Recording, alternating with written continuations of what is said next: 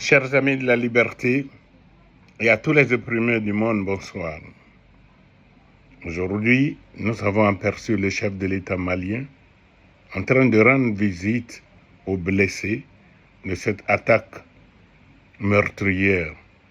Et ensuite, il a reçu l'ambassadeur de la Russie au Mali pour peaufiner et pour prévoir encore d'autres stratégies pour la récupération de tout le territoire malien. Cette apparition aujourd'hui répond donc aux questions saugrenues que se posaient RFI, France 24 et TV5. Certains disaient, le ministre de la Défense du Mali a été tué, le président est introuvable, on ne sait où il est passé. D'autres disaient aussi, qui dirige le Mali aujourd'hui? Qu'il se rassure, la réponse est là. C'était simplement ce type, et avec quelle joie ces radios-là, cette télévision-là, annonçaient ces nouvelles-là. Et comment se fait-il que ces médias étaient les premiers à savoir que le ministre de la Défense a été tué? C'est eux qui ont annoncé ça, les tout premiers, parce qu'ils sont de connivence avec ceux qui sont là, avec les djihadistes qui attaquent. Et les djihadistes ont dû leur donner des informations, sinon pourquoi c'est le Mali qui va donner des informations à ces radios-là? Pourquoi c'est l'État malien qui va le dire? Et les Maliens n'étaient pas dehors, n'étaient pas sur les lieux en ce moment-là. Ben, vous voyez donc, il s'agissait donc d'une démoralisation de l'armée malienne pour dire aux jeunes garçons, mais il faut arrêter de vous battre, puisque le Mali est décapité.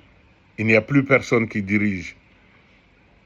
Mais vraiment, ces médias mainstream-là ont pour but seulement la déstabilisation du Mali et sûrement de tout l'AES. Pourquoi voulait-il que pendant cette attaque sauvage, le chef de l'État malien se mette dehors pour dire « me voici Assimi » afin que les gens puissent l'abattre?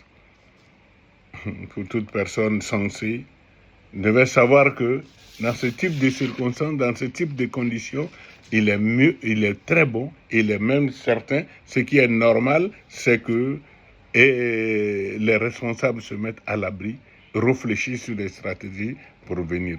C'est une foutaise que de se poser ce genre de questions. Où est passé le chef de l'État? Ils veulent savoir où il est en cette période-là difficile. Où était passé Netanyahou lorsque l'Iran bombardait? Où était-il? Pourquoi il était caché dans un bunker?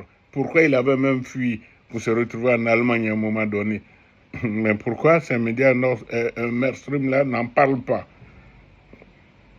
Vraiment, il faut que cela s'arrête un moment.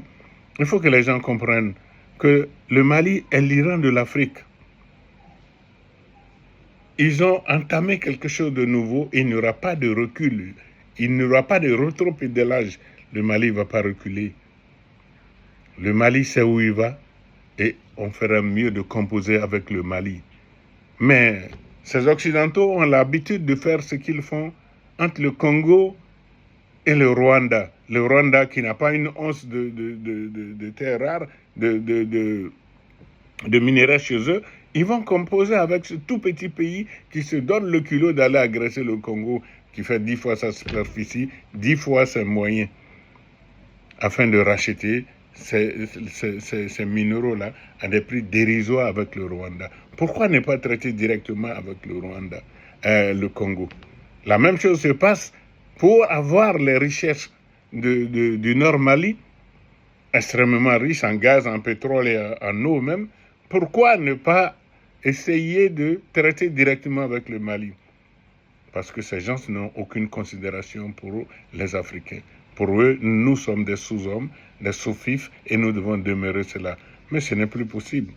Je disais tantôt que nous sommes allés dans les mêmes écoles que leurs enfants, que eux-mêmes. Ce qu'ils savent, les gens le savent aussi. Donc, quand je dis cela, il faut retenir que le Mali, c'est une partie du Mandé. Or, le Mandé, c'est comme de l'eau dans une calebasse. Quelqu'un se déplace, vous voyez, l'eau peut tanguer dans la calebasse, mais jamais cette eau ne verse. L'eau ne peut pas verser car elle est portée par une tête bien avisée, une tête bien faite. Voilà l'image du Mali. Malheureusement, j'ai vu les Ivoiriens et même des journalistes, des journaleux, un ancien journaliste, je me tairai son nom, qui était dans l'opposition et qui se retrouve aujourd'hui en train de vouloir lancer des fleurs au RHDP, c'est son choix. Mais il emmène ses idées tordues de l'autre côté là en s'attaquant à la junte. Et la junte a échoué, dit-il. Mais quelque chose vient de commencer. On n'est même pas arrivé au milieu. Et la junte a échoué. Quel échec. De quoi parle-t-il? Les États-Unis n'ont-ils pas échoué en Iran? Israël n'a-t-il pas échoué en Iran? Les États-Unis n'ont-ils pas été vidés de l'Afghanistan? Mais tout le monde peut échouer, ce n'est pas un drame. Mais le Mali n'a pas encore échoué. Fasse Dieu aussi qu'il n'échoue pas, parce que c'est toute l'Afrique qui va en pâtir. Malheureusement, il faut avoir de la cervelle pour pouvoir comprendre ce genre de choses. Que Dieu leur pardonne, car ils ne savent pas ce qu'ils font. S'ils savaient un peu, s'ils avaient le sens de l'analyse, quand on voit certains même qui disent « Oui, je veux que les taureaux s'emparent de Burkina, de ceci », mais vous pensez qu'ils seront satisfaits de rester au Burkina? La Côte d'Ivoire va demeurer une porte pour eux tout à fait à côté. Quand il n'y aura plus rien, l'huile de cuisine, là, quand il n'y en a plus, ben, si tu ne fais pas attention, tu vas prendre la pommade là pour faire ta cuisine. Et là, ce sera la catastrophe. Ça, vraiment, il faudra que nous comprenions maintenant que nous ne pouvons plus laisser faire et ces genres de personnes, ces gens d'Ivoiriens qui veulent détruire les relations multiséculaires et ces relations ancestrales entre le Mali et la Côte d'Ivoire. Ces deux pays-là ont mutuellement besoin l'un de l'autre. Le Mali a besoin de la Côte d'Ivoire et la Côte d'Ivoire a besoin du Mali. Et il en sera ainsi tout le temps. Alors, messieurs, ceux-là qui pensent là, stop à l'inconscience. Le Mali ne doit pas accepter. La Côte d'Ivoire ne doit pas accepter. Il faut rappeler que faire l'apologie de ces djihadistes-là est interdit par la loi ivoirienne. Le terrorisme, là, le terroriste, là, faire leur apologie, c'est interdit par la loi ivoirienne. Mais qu'est-ce que je vous le disais tantôt, ce sont des gens qui s'ignorent eux-mêmes, ils ne savent même pas de quoi il est question. Le Mali ne doit pas accepter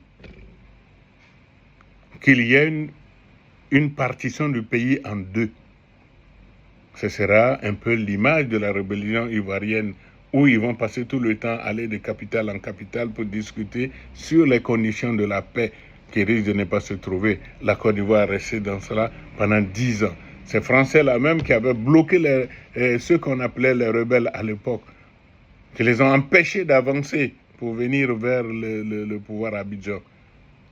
C'est ceux-là qui étaient devenus maintenant des gens qui ils faisaient chanter les deux côtés en voyant où ils ont le meilleur des intérêts. Mais le Mali ne doit pas accepter cela. Il faut donc reconquérir coûte que coûte Kidal et tout le Mali, ne même pas laisser à côté quoi que ce soit.